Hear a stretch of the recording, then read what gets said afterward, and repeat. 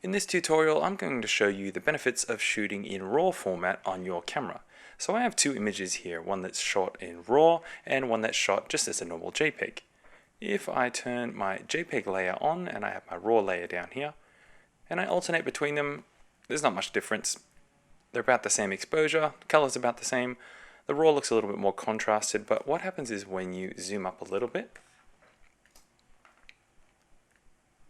if I turn these on and off, you can see probably up here is the best zone to see. When I turn them off and on, one is more detailed than the other. There's actually more image data there. That's the raw image. It's much better than the JPEG because what your camera does is when it takes a photo, it actually compresses it. It turns it into a JPEG. It gets rid of fine details of image data that it assumes, look, you're not really going to need that. But sometimes you do want to use that.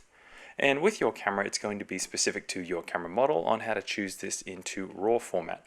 So you can set your camera probably to shoot in JPEG, or you can set it to RAW, or you can set it to shoot in RAW and JPEG at the same time. So you take a photo, you get both a RAW and a JPEG file to use. So that way you have options. Now, I never used to shoot in RAW. It always seemed like it was a pointless thing that people raved about. I didn't understand why until I was doing some product shots and I tested out the RAW setting and I was blown away when I got it into Photoshop. It almost seems like it's actually able to focus better as well with all the extra image data in there. It seems like it's better focus. And so it was something that I didn't even know my camera had this ability to make photos look this good. I already thought my camera was good. Didn't know it could do them that good. So what I have here is two shots. Here I have my JPEG and my RAW. So if we open up the JPEG in Photoshop, just like normal, there's the photo. So these two photos I took at exactly the same settings, same exposure, same brightness, same everything, and pretty much the same position. Now I'm going to open up my RAW, and you'll notice when I drag this down into Photoshop, it doesn't open up straight away. It gives me these slider options over here like this. And what these are, this is the format for RAW where you can actually make some changes to your image before opening it up in Photoshop itself. So it gives you all these extra sliders over here. And as you see, you have them all labeled here. We have temperature and tint exposure. You can experiment with these. That's the way I recommend you get used to this kind of feature within Photoshop and see what you can get from your photo.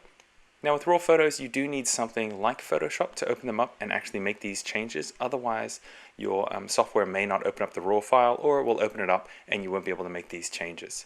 Okay, so I'm just going to go through. I'm happy with my temperature. The temperature is fine. If I change this, you can warm up the temperature or cool it down, and I'll just hit undo to do that. You can also change the tint, add some more green or some more pink. I'll undo that as well. So what I'm looking to do is I'm going to try and expose this image using these sliders to make up for the purposeful underexposure that I shot it with. Let's take the shadows up. You can see the difference there. Let's try the blacks. Okay, the blacks helped a lot. The whites, don't want to bring them up too much. Let's see about exposure. Exposure, that's what I want a little bit. Now you'll notice with exposure, if you take it up too high, you get these blowouts over here on the top left. So you want to make sure you're not losing those. Let's go to about there. And I'm just experimenting back and forth. And what you want to do here is if you click done, it will close this image.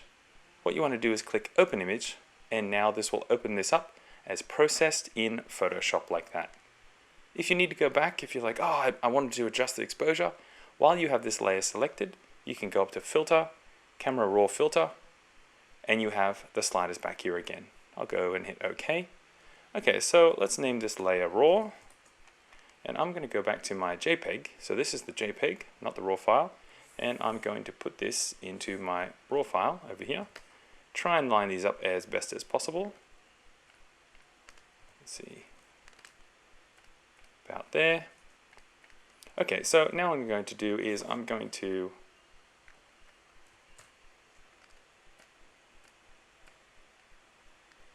name this top layer JPEG. Okay, so we have our JPEG here. I'm going to try and make this side of the JPEG exposed like on the RAW image. So this is what you do if you took a normal photo, JPEG, and you wanted it to be a little bit brighter. You shot it, it was a little bit underexposed. Okay, that looks pretty good. The only thing is it's a little bit purple. So let's take out a little bit of that purple, put in a bit of pink in there. Maybe brighten it up just a tiny bit, about there. Okay, that looks pretty good. Let's brighten it up just a tiny bit more. No, I'm happy with that there. Okay, so we have our JPEG there. So these two images are about the same exposure, same location, same settings on the camera. But what I want you to notice is when I come down here, maybe let's look at this leaf here. So the focus is all set the same as well, and it feels like it's not the same focus when I turn this JPEG layer off. It seems like the leaf is actually more in focus, but what that is that's actually the extra data that the raw image format can keep. When you shoot a JPEG, the camera actually deletes a lot of that data, because normally you're viewing it kind of like this big, doesn't really matter. But if you're really wanting the most out of your camera, and the most that it can offer with its images, shooting in RAW gives you this kind of benefit. Okay, so the other thing with RAW is you can actually choose to highlight a certain area. So let's do that. I'm going to put in a new layer, and I'll call this my flowers, and I'm going to choose this hideous green. And using my brush tool, I'm going to choose a brush like this. So I might make this a little bit bigger, and I'm choosing the soft brush. So let's go in and say this is, the face of a model in my photo, and I'm just wanting to brighten it up a little bit. What I'm doing here is painting over what I'd like to brighten. Let's go like that. And I have this set at 65%. If I wanted, I can make it 100%. So I'm just drawing over this like this. You'll notice that the green has a soft kind of edge around it. So I've set that little there. Okay, that's good. So I'm going to go over here, and where that little checkerboard is on my flowers layer, where I've just painted that green, I'm going to hold Command and click or Control and click, and you'll get a selection.